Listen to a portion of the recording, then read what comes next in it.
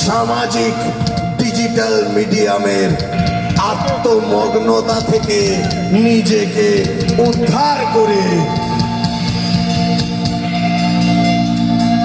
যেখানে পরশ পাথর আছে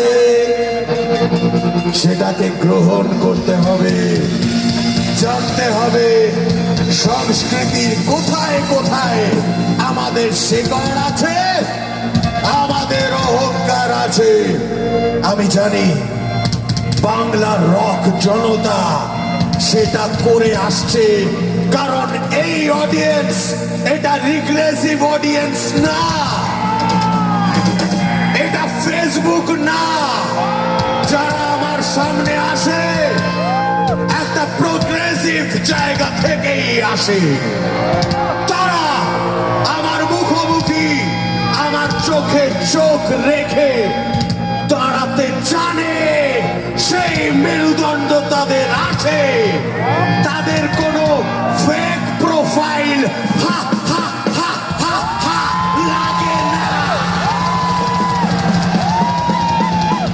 ফসলসের অনুষ্ঠানের গাড়ি বেরিয়ে পড়েছে।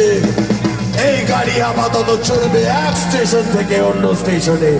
আজকে আমরা এখানে উচ্চারণ করব রক মন্ত্র, কিন্তু এই রক মন্ত্র প্রতিধ্বনিত হবে আবার অন্য জায়গায়। মনে করিয়ে দিচ্ছি, আমি খালি গায়ক না রে। গালাগালি করবো না, গালাগালি এসে যাচ্ছিল মুখে, সংযত করলাম নিজেকে। আমি শুধু গায়ক নই রে, আমি একজন শিক্ষক। জয়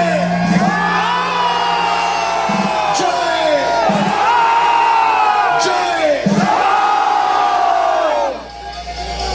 বুঝলে বুঝবে, না বুঝলে না বুঝবে, কিন্তু রক মন্ত্র যেটা আমার অটোগ্রাফের খাতায় তৈরি হয়েছিল সেটা অক্ষতই থাকবে। জয়।